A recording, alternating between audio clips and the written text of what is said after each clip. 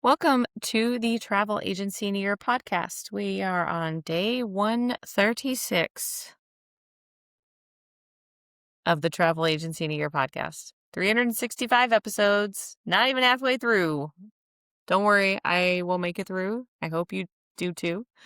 Thank you for those who are coming back and actually listening to me regularly. What?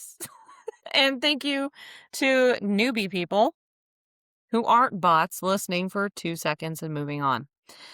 If you don't know who I am, my name is Rachel K. I am the owner over at elevatewithrachelk.com. We have some courses and some things that help travel advisors. Nothing big, nothing special, but also life-changing. Because I want to gloat. I'm in a mood. I'm like batch recording these episodes, and today I think I started at 134, days 134 to 138. I know I'm recording all in one session for sure, because that's my goal for the day. And I'm in a weird mood, so buckle up. Process and communications for consultations. Do you have a process? Do you have a process for your consultations? You should have a process for your consultations. As always, I'm a huge advocate for the rinse and repeat as much as you can in your business so that you can start scaling. And having a solid consultation script, essentially, or template is vital to increase your confidence, to convert more sales, like closing more sales. And it allows you to take control of the sale and guide the call. If you don't have a consultation template, there's a very good chance that you experience this. Bring! Hello! I'm not doing that. But I hope you did enjoy that. But there's a good chance that you answer the phone and you start the consultation and you just want to take notes, and then they're talking about 17 different places, and then they're like waffling around, and then because they don't feel confident and they're the ones like just yakking it up, which you should be listening 80% of the time and only speaking 20%. 20% should be questions. Don't get me wrong on that. But you aren't asking the right questions, they're going to decide that you're not someone to be working with. Okay? All right. Trust me, I was in your shoes. I was like, I don't need a sales process. I've worked in telemarketing before. I don't need a sales script. I don't need to handle objections. It's going to be fine. And I had so many, this was 8, 9 years ago. I don't remember when I first started in travel, and nope. I had no clear knowledge on the product. I didn't know what I wanted. I knew what I wanted to niche in, but I was like, I can do everything else too. No, you can't, Rachel. No, you cannot. I got some really interesting trips out of it, and also some stress, unneeded stress, if I actually got to close them. But my close rate was much, much lower because I didn't have this standardized template of like, here's the process of this call. Okay, what do you need in your template? If you're like, oh my gosh, I don't have one. Maybe you have one. Maybe you should just take a looky-loo at it. Clear, concise, and persuasive communication. Okay? I'm highlighting stuff in my notebook for myself that I've already read. It's fine. But I've said this multiple times. I will always say it. Communicate to everyone as though they are 8 years old. So no industry jargon. Like that helps you eliminate industry jargon. That helps eliminate not speaking in a condescending tone or in a you don't need to dominate because you're talking to an 8-year-old. Okay. Like it gives you a little more confidence. Please don't mistake that for having a condescending tone. Be like, what do you know? You're 8. And they're like, I'm 48. What are you talking about? Click. That's not going to work. You also, in my experience, if I just think they've never traveled and I have to speak to them as though they have the literacy level of an 8-year-old and communications of an 8-year-old, right? It takes away the passive aggressive tones. It takes away any condescending, and it makes you more excited because you have the opportunity to help them and educate them. So I think of it as I love kids. So an 8-year-old kid is pretty cool to me. So I'm much more relaxed because I think, oh, they're only 8. They don't know any better. And it's not like a bless your heart situation. It's more of they really don't know. So I need to calm down because they don't know what they don't know, right? Clear, concise, and persuasive. I don't care if you don't like sales. I don't care if you didn't realize that this was a salesy job. This is sales. I'm sorry. And you can be persuasive without being pushy. And if you've studied any hint of psychology in college, for those who did get the privilege to attend college, or even in high school, marketing is psychology. Marketing is a lot of psychological tactics, which can be used for good or evil. Hopefully you're on the light side.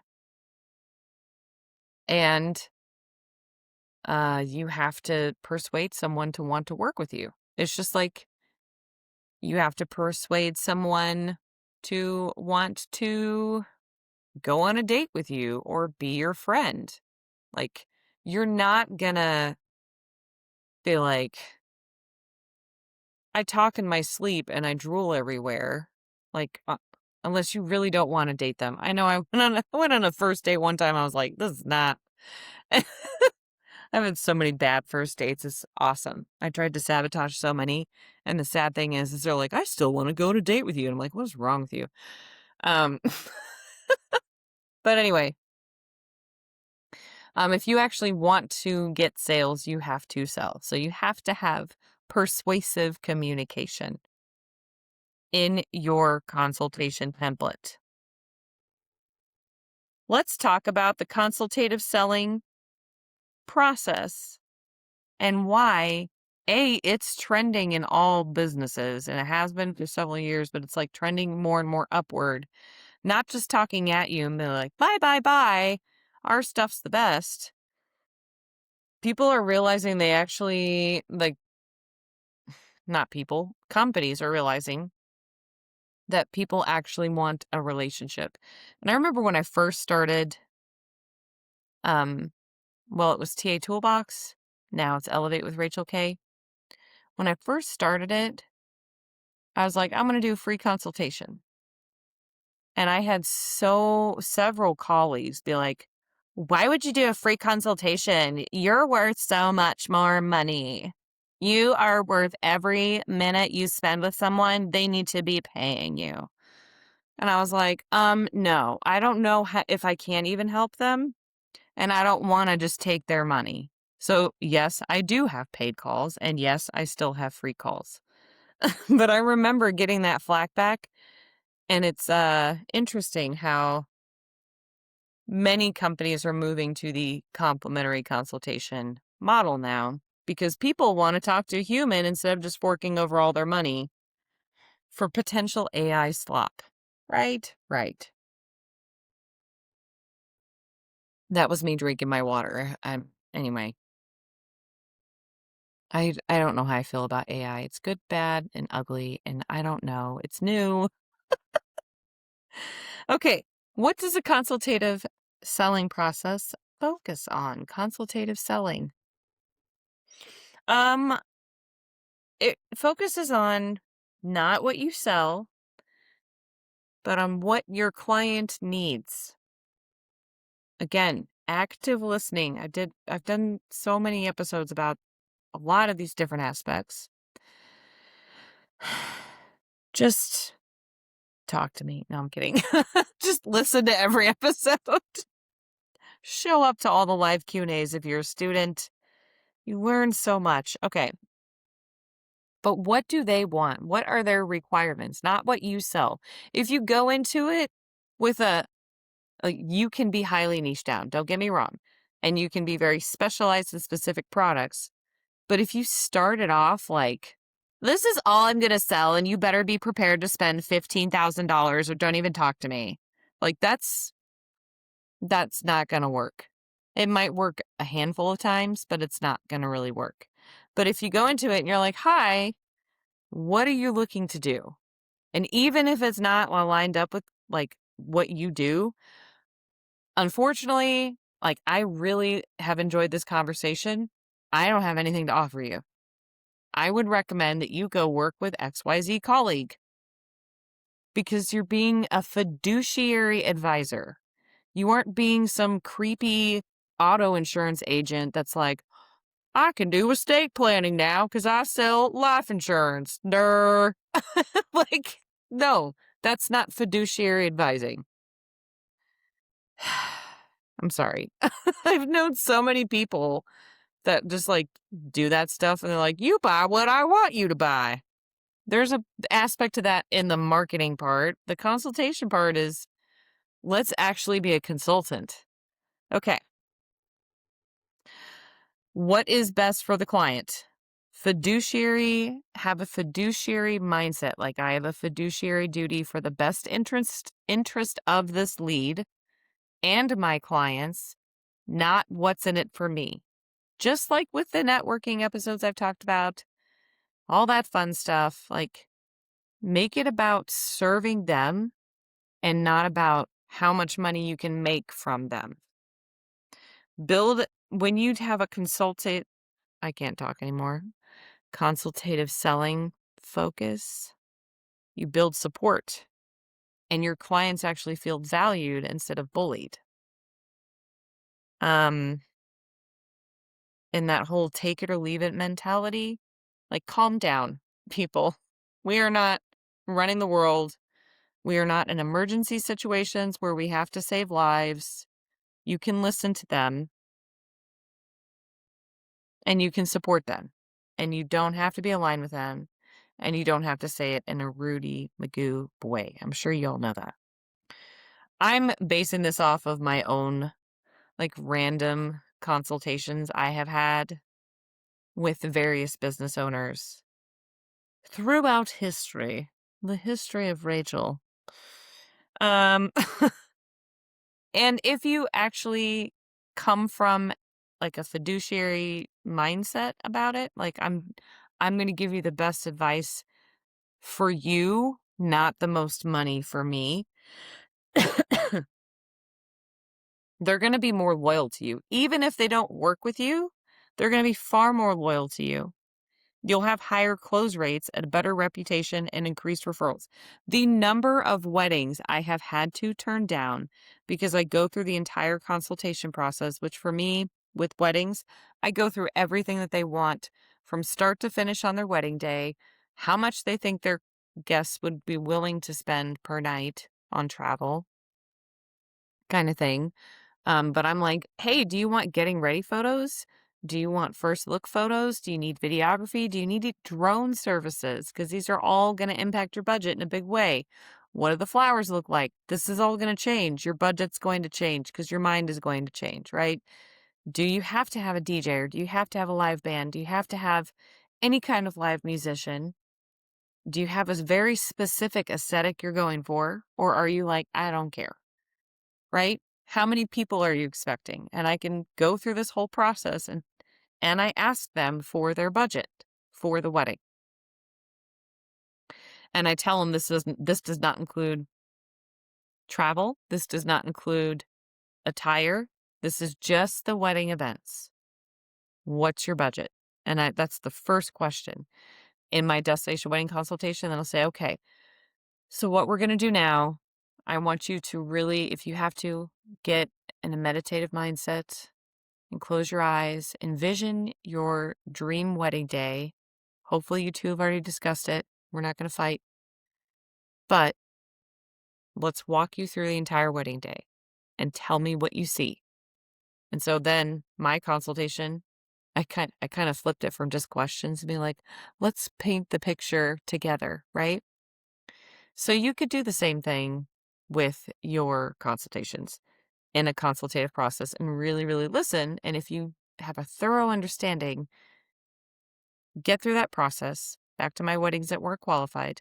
And I would say, look, your budget's 10,000. You have 100 to 150 people you're expecting, and you want all these extras.